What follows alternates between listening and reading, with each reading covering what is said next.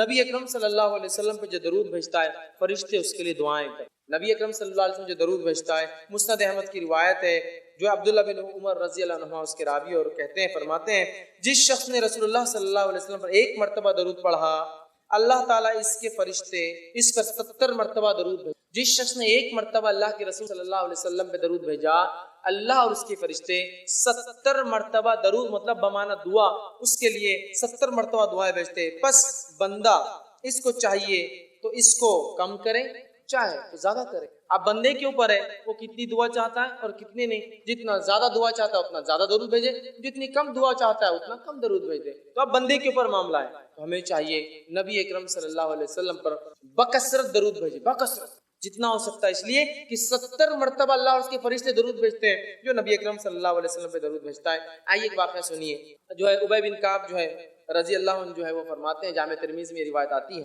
وہ ایک مرتبہ اللہ کے رسول صلی اللہ علیہ وسلم کے پاس حاضر ہو کہا کہ میں نے کہا اللہ کے رسول صلی اللہ علیہ وسلم میں بہت زیادہ درود پڑھنا چاہتا ہوں، تو آپ میری رہنمائی کریں کہ میں اپنی دعاؤں کے کتنے حصے کو درود پر مشتمل کروں اور کتنے حصے میں اپنے لیے دعا مانگوں۔ اور پھر انہوں نے کہا اور میں کتنا حصہ مخصوص کروں دعاؤں کے لیے اور کتنا حصہ آپ کے لیے؟ تو آپ نے فرمایا تو جت قدر چاہے اتنا، جتنا پسند کرے کرے۔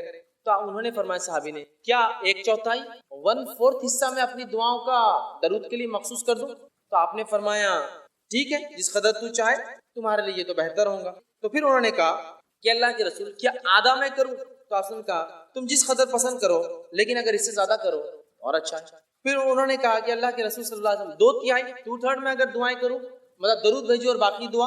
تو آپ نے فرمایا تم جس قدر پسند کرو حصہ مخصوص کرو گے، لیکن جتنا زیادہ کرو گے تمہارے لیے ٹھیک ہوگا۔ تو انہوں نے فرمایا کہا اے اللہ کے رسول میں اپنی دعا کے بجائے صرف آپ پہ درود ہی بھیجتا ہوں، کیونکہ آپ نے پاؤ کہا تو آپ نے کہا زیادہ کرے تو بہتر ہے، میں نے آدھا کہا تو آپ نے کہا زیادہ کرے تو بہتر ہے، میں نے 2/3 کہا تو آپ نے کہا زیادہ کرے تو بہتر ہے، اب میں کیا کرتا ہوں صرف آپ پہ درود بھیجتا ہوں۔ تو آپ نے فرمایا کہا تو پھر تو تمہارے غموں کی کفایت کی جائے گی، اگر تم نے صرف میرے اوپر درود ہی بھیجا اور دعا اپنے لیے نہیں مانگی تو پھر تو تمہارے غموں کی اللہ کفایت کر جائیں گا، جتنے غم اور پریشان کفایت کر جائیں گی اور گناہوں کو معاف کر دیا جائے گا۔ اس سے پتہ چلا نبی اکرم صلی اللہ علیہ وسلم سے غموں کی کفایت ہو جاتی ہے، ہر غم اللہ دور کر دیتا ہے اور اللہ تعالیٰ جو ہے ہمیں ہمارے گناہوں کو معاف کرتا ہے۔ صلی اللہ علیہ وسلم درود بھیجے، دنیا کا بھی فائدہ اور آخرت کا فائدہ، دعائیں قبول ہو رہی ہے، معافی مل رہی ہے، فرشتے بھی دعا کرے، اللہ بھی درود بھیج رہا ہے، اور 70 مرتبہ ایک بار بھیجو، 70 مرتبہ اللہ اور اس کے فرشتوں کی دعائیں۔ اسی طرح جو ہے اللہ سبحانہ تعالیٰ سورہ کہف سورہ نمبر 18 آیت نمبر اس کی 7 میں فرماتا اور کہتا ہے اِنَّ جَعَلْنَا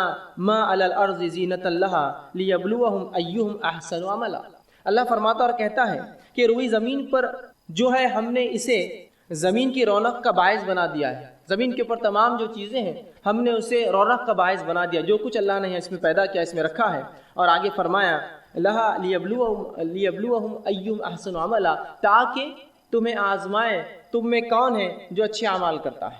تو گویا زمین پہ جو کچھ اللہ نے پھیلا رکھا ہے یہ اللہ رب العزت کا ایک ٹیسٹ ہے کہ اللہ فرما رہا ہے کہ ہم نے زمین پہ جو کچھ ہے اس کو زینت بنایا ہے اور اس کے ذریعے ہم تمہارا امتحان لیتے ہیں کہ کون اس میں اچھے اعمال کرتا ہے۔ زینت وہ چیز ہوتی ہے جو انسان کی نظروں میں چمکے، جس کی طرح وہ متوجہ ہو، جو وہ کرنا چاہے۔ تو جو کچھ زمین میں ہے یہ زینت ہے اور اس کے ذریعے اللہ آزماتا ہے کون ہے جو اس کے اندر جو ہے اچھے اعمال کرتا ہے۔ اللہ نے کیا کچھ دنیا میں نہیں بنایا اور اس کے بعد اس کی مناہیات دے دی کہ یہ حرام ہے اور یہ حلال ہے، اور پھر آزما رہا ہے اب کون ہے جو حرام سے بچتا ہے اور کون حلال کی طرف جاتا ہے اور اچھے اعمال کرتا ہے۔ تو گویا یہاں بھی جو اللہ فرما رہا ہے کہ دنیا جو اس نے بنائی، تمام چیزیں جو بنائی، یہ بھی ایک قسم کا ٹیسٹ اور آزمائش ایک مومن کے لیے یاد رکھیں۔ اسی طرح اللہ سبحانہ تعالیٰ فرماتا ہے سورہ انبیاء سورہ نمبر 21 اس کی آیت نمبر 35 میں اللہ کہتا ہے اور فرماتا ہے وَنَبْلُوَكُمْ بِالشَّرِّ وَالْخَيْرِ فِتْنَةٌ وَإِلَيْنَا تُرْجَعُونَ۔ اللہ فرماتا اور کہتا ہے ہم بطریق امتحان، ہم بطریق آزمائش تم میں سے ہر ایک کو برائی اور اچھائی سے جو ہے ٹیسٹ کرتے ہیں۔ ہم بطریق امتحان تم میں سے ہر شخص کو اچھائی دے کر اور برائی دے کر جو ہے جانچتے ہیں، امتحان کرتے ہیں، بھلائی میں مبتلا کرتے ہیں، اور تم سب کو ہماری طرف لوٹ کر آنا ہے۔ تو اس آیت میں اللہ یہ فرما رہا ہے کہ یہ ہمارا طریقہ ہے کہ ہم ایسا ٹیسٹ کرتے ہیں، ایسا امتحان لیتے ہیں لوگوں کو اچھائی دے کر اور برائی دے کر، شر اور خیر دے کر۔ شر اس اعتبار سے کہ ظاہری طور سے لگے مجھے کہ اگر میں ایمان پر چلوں تو دنیاوی نقصان ہوگا، مجھے لگتا ہے، لیکن اس میں آخرت کے اعتبار سے، یا اس اعتبار سے کہ اللہ ہمیں خیر دے دیتا ہے اور آزماتا ہے کہیں شر کی طرف ہم متوجہ تو نہیں ہوں۔ تو گویا اللہ نے جو خیر اور شر دیا ہے یہ دونوں کے ذریعے اللہ رب العزت ہمیں اور آپ کو آزماتا ہے، یاد رکھیں انسانوں کو آزماتا ہے۔ اس کا اصل مقصد ہی یاد رکھیے انسانوں کی آزمائش ہے۔ تو اللہ رب العزت نے اس چیز کو اعلان کر دیا کہ خیر اور شر کے ذریعے اللہ سبحانہ تعالیٰ مجھے اور آپ کو آزماتا ہے، یاد رکھیں۔ تو کسی چیز کا خیر ہونا، اس میں کیسی آزمائش ہو سکتی؟ آزمائش یہ ہے کہ اللہ نے بہت ساری نعمتیں دنیا کی دے رکھی ہے، اب جانچنا چاہتا ہے کیا حرمت سے بچتے ہو یا حرام کاموں میں جو ڈوب جاتے ہو۔ اسی طرح کچھ نعمتیں اللہ دنیا کی چھین لیتا ہے اور پھر آزما کے دیکھتا ہے کیا شکر گزار بنتے ہو اللہ کے یا ناشکری کرتے ہو اس حالت کے اندر۔ تو گویا خیر اور شر دونوں کے ذریعے اللہ رب العزت میرا اور آپ کا، ہم تمام کا جو ہے امتحان لیتا ہے۔ اسی طرح جو ہے جب اللہ رب العزت مومنوں کو لیکن آزماتا ہے، ان کا ٹیسٹ لیتا ہے، تو یاد رکھیے اس آزمائش کا بدلہ بھی دیتا ہے۔ صرف آزمائش ہی نہیں کہ ہمیں صرف ٹیسٹ کیا جائے، آزمایا جائے، بلکہ اس آزمائش کا ہمیں بدلہ ملتا ہے۔ اور نبی اکرم صلی اللہ علیہ وسلم فرماتے ہیں، صحیح مسلم کی حدیث ہے، بہت زبردست حدیث ہے، یاد رکھیے اس بات کو آپ سمجھیے، حدیث میں جو بیان کی جا رہی ہے تو انشاءاللہ العزیز ہر آدمی جس حالت میں ہے اللہ کا شکر ادا کریں گا اور خوش زندگی گزاریں گا، افسوس زدہ نہیں ہوگا، پریشان نہیں ہوگا، جس طرح سے آج ہم چھوٹی چھوٹی مصیبتوں پر پریشان ہوتے ہیں۔ آئیے سنیے نبی اکرم صلی اللہ علیہ وسلم کیا فرماتے ہیں۔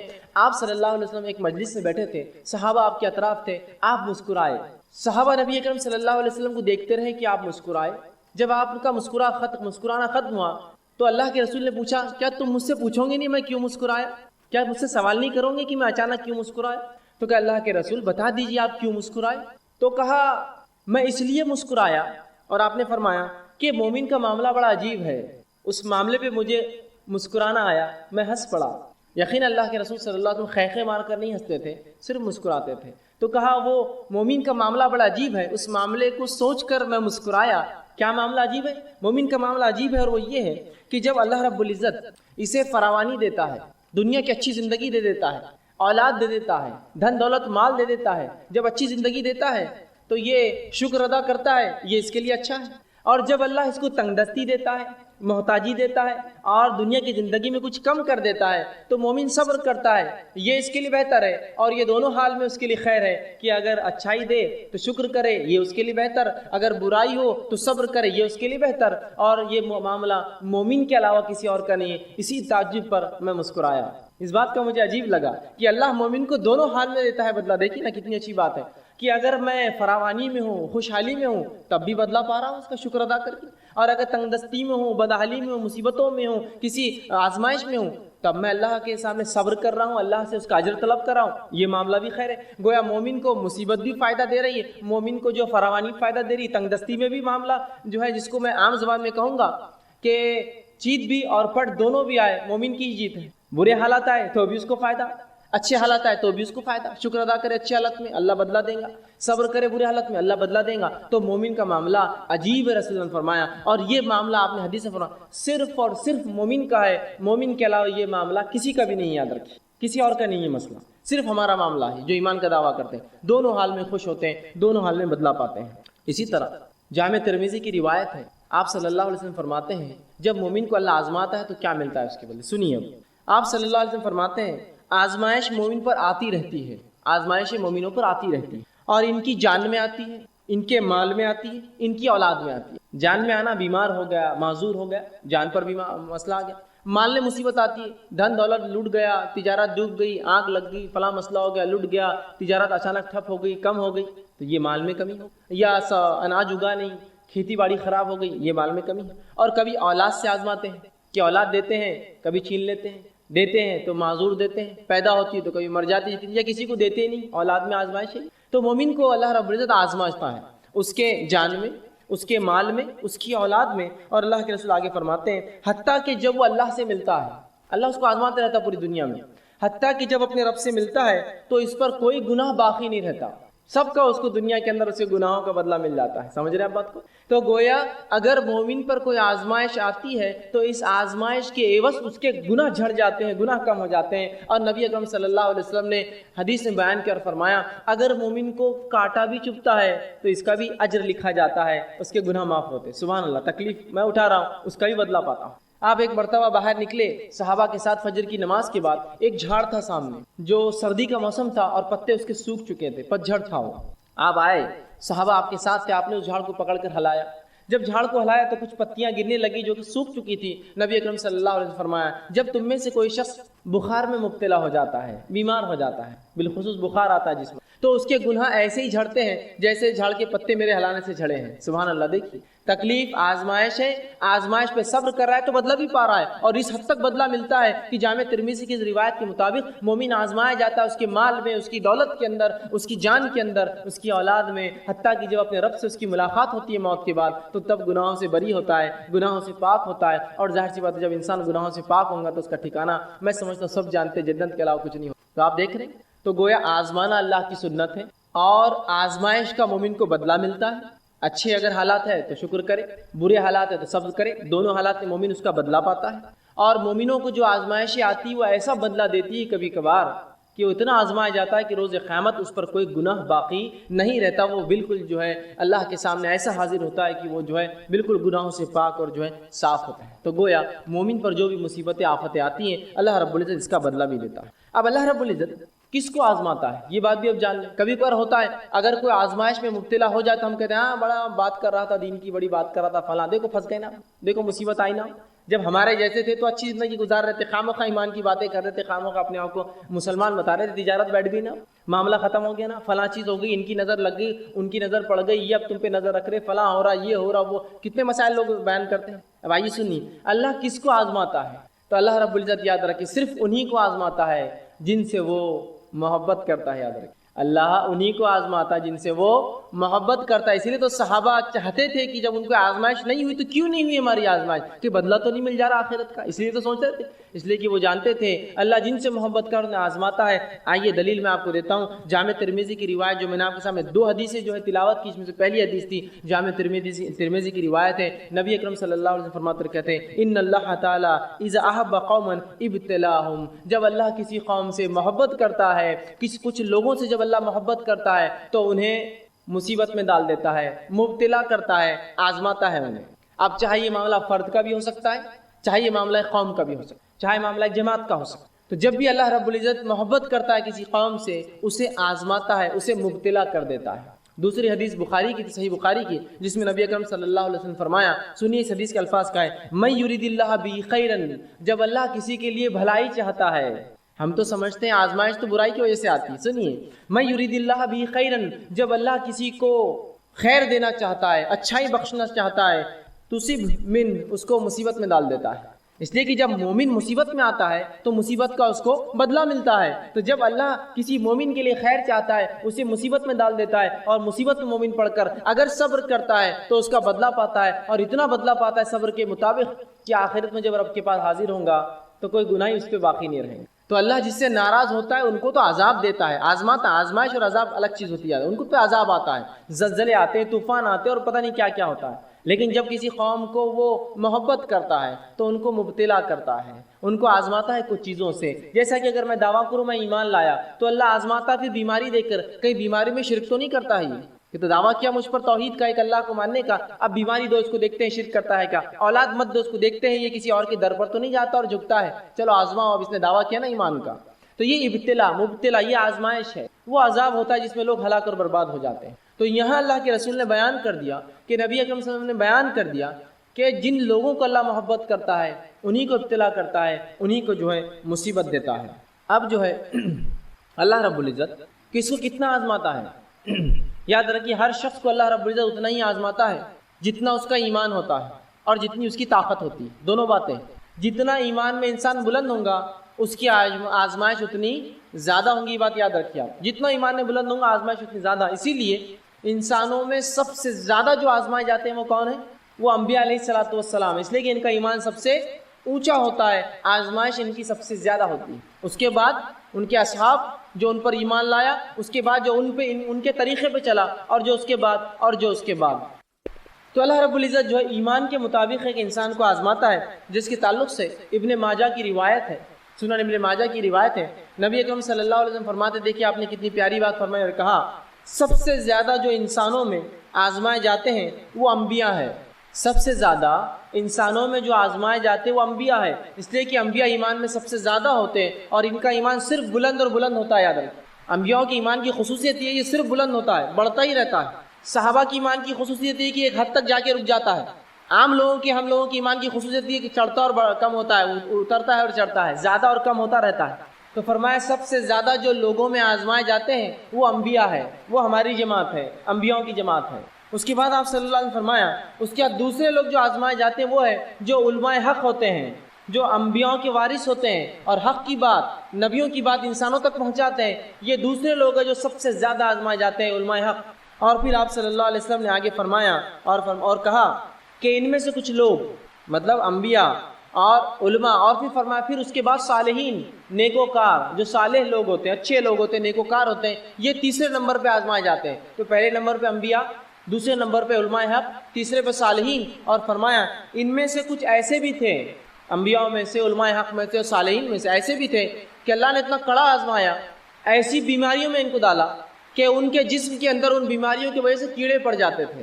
اگر آج کے دور میں کسی انسان کو میں دیکھوں جس کے جسم میں کیڑے پڑ جاتے، میں کہوں گا یہ تو بڑا بدبخت ہوگا، غلیظ ہوگا، پتہ نہیں کیا کیا کیا ہوگا۔ میں یہ نہیں سوچوں گا اس کی آزمائش ہے ایمان کے مطابق، وہ آزمائش ہے اس کی۔ تو کہا کچھ ایسے تھے انبیاء اور ایسے صالحین گزرے ہیں، ایسے علماء گزرے ہیں جن کو اللہ نے ایسا آزمایا کہ جسم میں بیماری دے دی جس سے ان کے جسم میں کیڑے پڑ گئے۔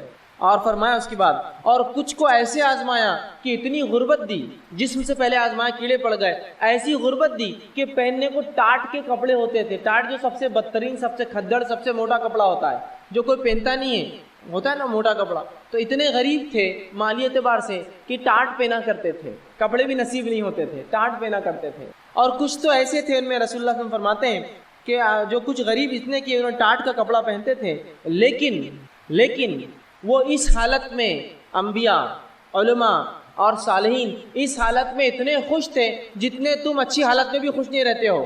یہ انبیاء، صالحین، علماء ایسی حالت میں جب جسم میں وہ کیڑے پڑ گئے ہیں، پہننے غربت سے کپڑے تک نہیں ہیں، اتنے خوش تھے کہ تم مست حالت میں، اچھی حالت میں بھی جتنے خوش نہیں ہوتے ہو، یہ اس سے زیادہ خوش تھے یہ لوگ۔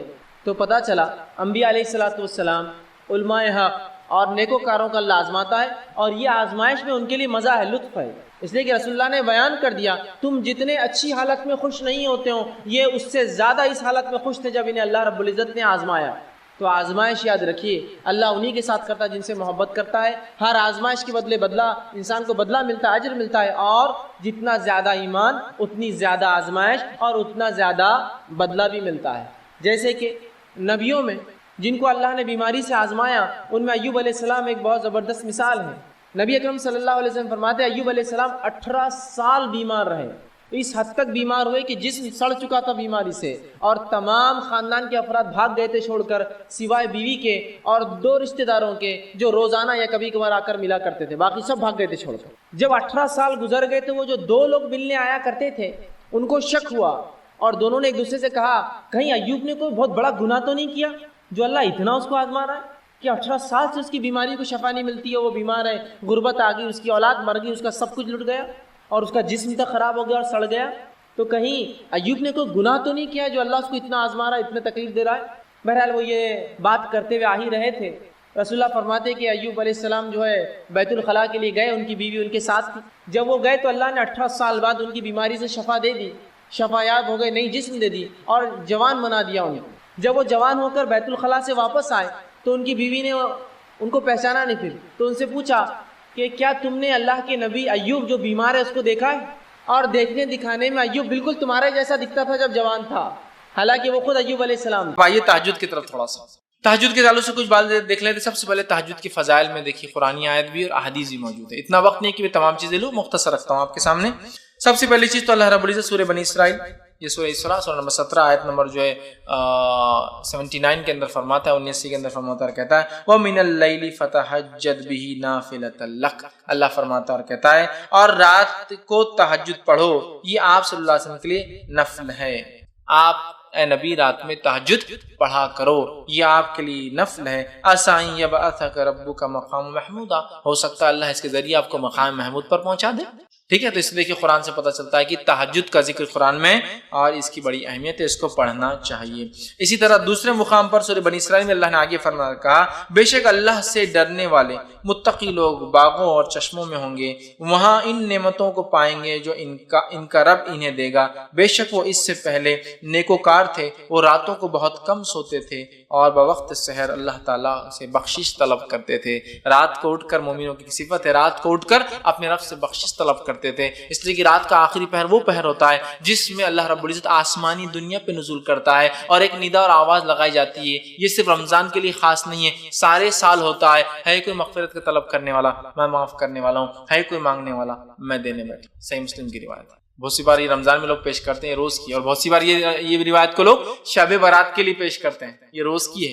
روز اللہ آسمانی دنیا پہ فرسٹ جس کو کہیں گے اسکائی پر آتا ہے اور ایک ندا آواز لگائی جاتی ہے کوئی مانگنے والا. تمہیں سمجھ رہے بات؟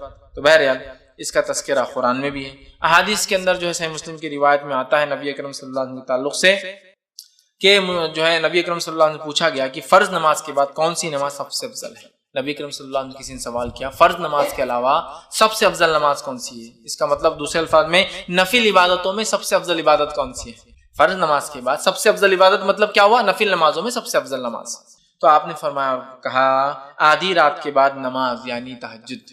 آدھی رات کے بعد پڑھی جانے والی نماز کا پڑھنا یہ سب سے افضل عبادت ہے فرض نمازوں کے بعد. تو اگر فرض کے علاوہ کوئی انسان کچھ کرنا چاہتا ہے سب سے افضل کام تو وہ کیا کرے؟ تہجد کا اہتمام کرے. تہجد کا اہتمام کرے. یاد رکھیے بڑی اہم بات ہے اور ہمیں چاہیے کہ ہم کوشش کریں ہم لوگ تہجد کا بالخصوص اہتمام. تو اس حدیث سے پتہ چلا سب سے افضل نماز نہ فرض کے بعد سب سے افضل نماز نفل میں یا سب سے افضل عبادت نفل عبادتوں میں کون سی ہے؟ تہجد کا ادا کرنا. اور اس تہجد کے بعد یہ پڑھا جاتا ہے کیا؟ وتر، جو میں نے پہلے لے چکے ہیں. ہم لوگ پہلے پڑھ لیتے وتر عشاء کے بعد. عام طور سے تہجد نہیں پڑھتے لوگ، یہاں بس عشاء کی بات کا اس لیے اس کو پہلے رکھا حالانکہ وہ اس کے بعد آتی. اب آئیے جو ہے ایک اور روایت میں اس طرح سے آتا ہے ابن حبان اور مسند احمد کی روایت ہے. ابو ہریرہ رضی اللہ عنہ اس کی راوی فرماتے ہیں ہر کس و ناکس مسلمان کو سلام کہو، غریبوں کو کھانا کھلاؤ، صلہ رحمی کرو اور راتوں اٹھ اٹھ کر جو ہے اس وقت نمازیں پڑھو جبکہ لوگ سوئے ہوئے ہوں. اس طرح تم آرام سے جنت میں داخل ہوں گے. ابو ہریرہ رضی اللہ عنہ نے ایک مرتبہ پوچھا اللہ کے رسول میں جنت میں آرام سے کیسے داخل ہوں؟ تو آپ نے بتا دیا اور کہا کیا کیا کرو جنت میں جانے کے لیے آسانی سے. پہلا کام مسلمان کو سلام کرو، غریب کو کھانا کھلاؤ، رشتوں کو جوڑے رکھو، رات کو اٹھ اٹھ کر نماز پڑھو جبکہ لوگ سوتے رہتے ہیں. تم آسانی سے اور آرام سے جنت میں چلے جاؤں گے. تو آسانی سے اور جنت میں جانے کے راستوں میں سے ایک راستہ تہجد کا پڑھنا ہے، کھانے کا کھلانا ہے، لوگوں سے رشتہ اور تعلقات قائم کرنا ہے، اور کس اور ناکس جس کو بھی کسی کو بھی سلام. اور یہاں الفاظ دیکھیے ہر کس و ناکس، بڑی اہم چیز. مطلب ہر کسی کو ہم بس کیا ہوتا ہے سلام کرتے ہیں اسٹیٹس کے حساب سے. بہت مالدار ہے تو سلام. غریب نوکر اپنے پاس روز کام کروا اس کو کیا سلام کریں گے؟ کس اور ناکس مطلب اس کی دنیاوی اعتبار سے ویلیو ہو یا نہ ہو لیکن آپ نے سلام کرنا چاہیے. سمجھ رہے آپ بات؟ بہرحال سلام کرو اور رشتوں کو قائم رکھو، غریبوں کو کھانا کھلاؤ اور ہاتھوں کو اٹھ کے نماز پڑھو. مطلب تہجد پڑھو جب سب سوتے ہیں، مطلب آخر وقت میں افضل ہے یہ ٹائم. تو تم جو ہے جنت میں چلے جاؤں گے. اب تہجد کے وقت کے تعلق سے ہم کچھ باتیں دیکھتے ہیں. تہجد کا وقت اور اس کی رکعتیں.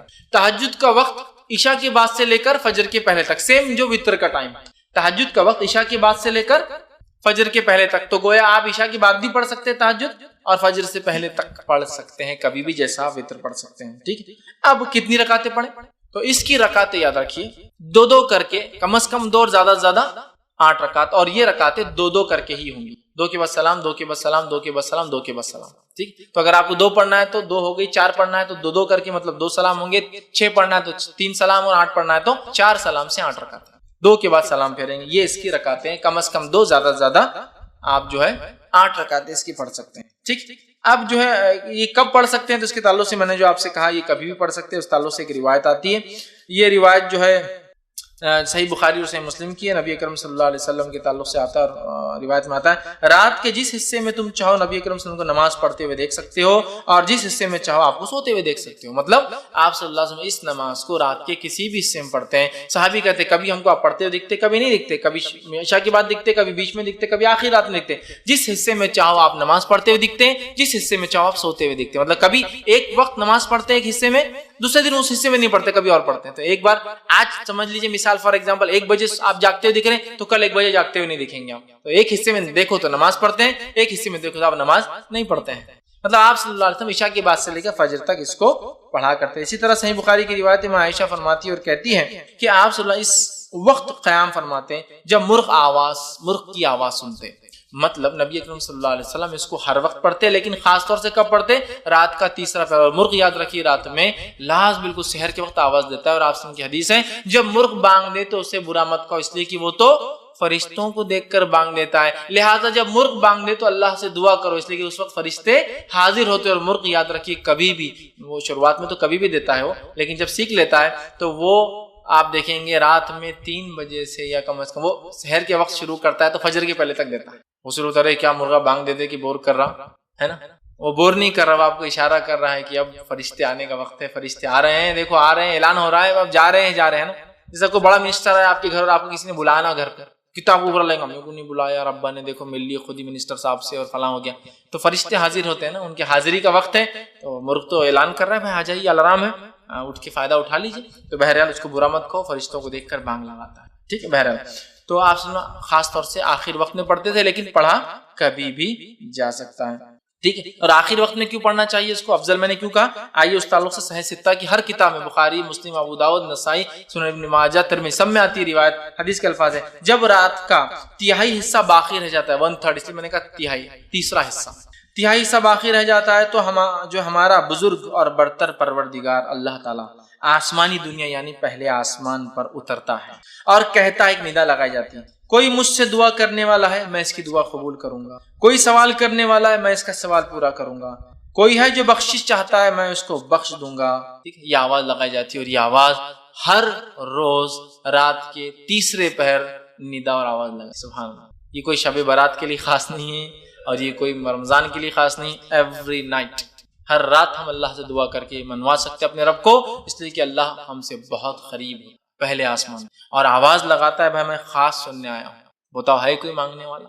تو یہ بہت خاص وقت ہے اور میں نے دیکھا ہے بہت سارے لوگوں نے جس اس کا تجزیہ کیا ہے، ان اوقات میں مانگی گئی دعا کبھی رد نہیں، کیونکہ اسپیشلی آدمی اٹھ کر یہ دعا کرتا ہے اور اللہ نہیں ہونے والے کام بھی لوگوں کے. بہت سارے لوگ بولتے دعا کب کرنا، ہم نے افضل وقت کیا ہے؟ تو میں کہتا ہوں رات کے تیسرے پہر اٹھیے، تہجد کی نماز پڑھیے، وتر قائم کیجیے اور پھر اپنے رب سے خوب دعا. سب سے بہترین وقت ہے اللہ کو سنانے کا، اس لیے کہ اللہ خود اس وقت کہتا ہے کوئی مجھ سے مانگنے والا میں دینے بیٹھا ہوں، ہے کوئی سوالی میں اس کے سوال کو پورا کروں گا، ہے کوئی مغفرت کا طلب کرنے والا آج مغفرت کر. تو ایوری ڈے ہمارے لیے مغفرت کا دن ہو سکتا ہے اگر ہم فائدہ اٹھانا چاہیں. اسی طرح جو ہے نسائی کی روایت ہے، سنن نسائی کی مستدرک حاکم کی ہے کہ نبی اکرم صلی اللہ علیہ وسلم فرماتے ہیں رات کے آخری حصے میں بندہ اپنے رب کے سب سے زیادہ قریب ہوتا ہے. کیوں سب سے زیادہ قریب ہوتا ہے؟ اس لیے کہ ان کا رب پہلے آسمان پہ آ جاتا ہے تو بندہ سب سے قریب ہے. ویسے تو بندہ ہمیشہ اللہ سے قریب ہے، اس کا رب اسے سنتا ہے، لیکن یہ اور قربت کا وجہ ہے کہ اللہ رب العزت پہلے آسمان پہ آ جاتا ہے نا، قربت اور نزدیک ہو جاتی ہے. اس لیے خوب مانگنا چاہیے. صحیح بخاری اور صحیح مسلم کی روایت آپ نے فرمان کہا اللہ تعالیٰ کو سب سے محبوب نماز داؤد علیہ السلام کی نماز ہے. آگے ان کی نماز کی کیفیت بیان کرتے فرماتے اور کہتے ہیں وہ رات کے نصف حصے سوتے، ہاف پارٹ جو ہے سوتے تھے اور تہائی رات نماز پڑھتے تھے، 1/3 نماز پڑھتے تھے، ہاف سوتے تھے، 1/3 جو ہے مطلب ہاف مطلب 50% سوتے تھے، 33% نماز میں ڈالتے تھے جو فرماتے ہیں، اور تہائی رات نماز پڑھتے تھے اور پھر رات کا چھٹا حصہ پھر سوتے تھے اور اس کے بعد پھر 6th پارٹ سوتے بھی تھے. اس کا مطلب پہلے اٹھے سوئے ہاف پارٹ، پھر اٹھے پھر نماز قائم کی اور پھر سو جاتے تھے. تہجد میں ایسی ہوتا ہے نا، اگر ہم تہجد کے لیے اٹھتے ہیں اور فجر کو ٹائم ہوتا ہے تو اگر ہم اٹھتے ہیں تہجد کیا تھوڑا وقت ہوتا ہے ہم سو کے پھر اٹھ سکتے ہیں. تو یہ آپ فرماتے داؤد علیہ السلام کی نماز سب سے بہترین تھی اور وہ کیا تھی؟ ہاف سوتے تھے، پھر 33% وہ کرتے تھے اور 1/6 پھر سو جاتے تھے. اس کے اندر تھوڑا ٹائم باقی ہوتا تو پھر سوتے تھے. ٹھیک ہے. اسی طرح جو ہے نبی اکرم صلی اللہ علیہ وسلم کے تعلق سے آتا ہے، صحیح بخاری اور صحیح مسلم کی متفق علیہ روایت ہے، رمضان یا کسی دوسرے مہینے آپ 11 رکعتوں سے زیادہ نماز نہیں پڑھتے تھے. 11 رکعت، 8 رکعت تہجد اور 3 رکعت وتر. تو 8 رکعت تہجد کی 2 کم از کم اور زیادہ زیادہ آپ 8 رکعت جو ہے پڑھ سکتے ہیں اندر. ٹھیک. اب اسی طرح جو ہے بہت سارے لوگ تہجد کے معاملے میں غلط فہمی یہ رکھتے ہیں کہ تہجد کو کبھی کبھار نہیں پڑھنا چاہیے، اگر پڑھے تو ہمیشہ کنٹینیو کر جائے، نہیں پڑھے تو تہجد بدوا دیتی. پھر تو بہت سارے لوگ بولتے ہیں دیکھو تم پڑھ رہے ہو تو کمپلیٹ پڑھتے رہنا، نہیں تو نہیں پڑھنا. ابھی مصیبت پریشانی ہوتی ہے تو آدمی جب پڑھتا ہے، کبھی نہیں ہوتی تو نہیں پڑھتا ہے.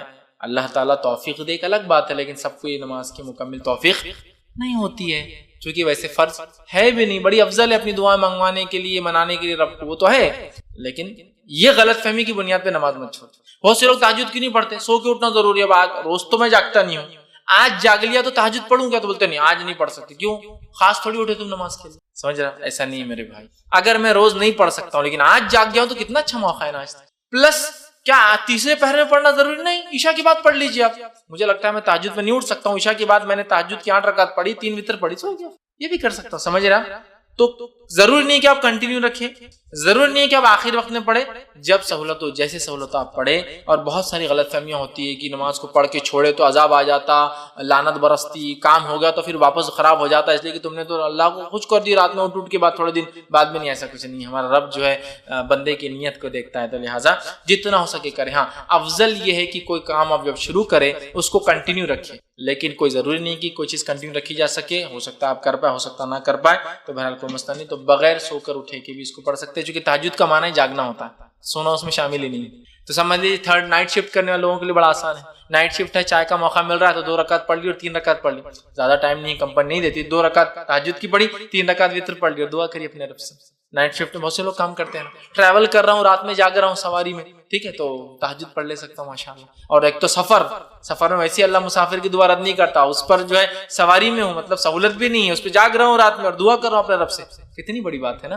رب بھی پھر اللہ تعالیٰ بھی جو ہے دعاؤں کو سنتا ہے. یاد رکھیے ہماری تو جو تہجد، ہاں تہجد میں نبی اکرم صلی اللہ علیہ وسلم کیسے اٹھتے وہ کیفیت بھی رکھ دیتا ہوں. نبی اکرم صلی اللہ علیہ وسلم رات میں اٹھتے ہیں، آنکھ کھلنے کے بعد آپ سورہ آل عمران کی آخر 10 آیتوں کو آسمان کی طرف دیکھ کر تلاوت کرتے. تو اگر کسی کو سہولت ہو تو تہجد کے لیے اٹھے، اٹھ کر گھر سے باہر نکلے، آسمان کی طرف دیکھیں، آخر 10 آیتیں سورہ آل عمران کی تلاوت کرتے، پھر وضو کے لیے جاتے، بہت اچھے سے پرفیکٹلی وضو بناتے. وضو بنانے کے بعد آ کر کھڑے ہوتے مصلی پر اور جو ہے نماز قائم کرتے. مصلی بولے تو نماز کی جگہ جا نماز وغیرہ آپ کے گھر میں نہیں تھی، الفاظ بتا سمجھانے کے لیے کھڑے ہوتے. اس کے بعد 2 کر کے جو ہے 8 رکعتیں پڑھتے، جن کی حسن اور خوبی کی جو ہے صحابہ اور عائشہ بڑی تعریف کرتی ہے. کیا حسن اور کیا خوبی ان نمازوں کی، کیا لمبے لمبے جو ہے قیام اور سجدے. کبھی تو آپ تہجد ایسی پڑھتے کہ قیام اور رکوع اور سجود سب ایک سائز کے ہوتے، ایکول لینتھ. کبھی آپ نے قیام کیا، رات میں تہجد پڑھی اور تہجد کے 2 رکعتوں کے اندر سورہ بقرہ، سورہ آل عمران اور سورہ نساء تلاوت کر دی، اور اتنا ہی لمبا سجدہ کیا اور اتنے ہی لمبے رکوع کی، اتنی لمبی. تو بہرحال حسن اور خوبی سے پڑھتے 2 کر کے. اس کے بعد 3 پڑھتے اور پھر فجر کی اذان ہوتی تو فجر کی 2 پڑھ کر پھر فجر کے لیے باہر جاتے. اور آخر زمانے میں جب آپ صلی اللہ علیہ وسلم کی وفات کا وقت آیا تب آپ تہجد کو آخر وقت میں ہی پڑھا کر، last part of the night ہی پڑھا کر. ٹھیک ہے، تو ہمیں کوشش کرنا چاہیے ہم بھی رات میں اٹھیں، آنکھوں کو ملے، آسمان کی طرف دیکھ کر. آخر اب آسمان کی سہولت ہو تو ضروری نہیں ہے تو آپ ڈھونڈنے آسمان جائیں گے اور دکھتا نہیں کہیں، لیکن ہو تو ضرور آپ کی سنت کی آپ نکل کے آسمان کی طرف دیکھ کر 10 آیتیں پڑھتے تھے. آخری وہ تلاوت کرے، اچھے سے پرفیکٹلی وضو کرے اور حسن اور خوبی کے ساتھ ان نمازوں کو ادا کرے.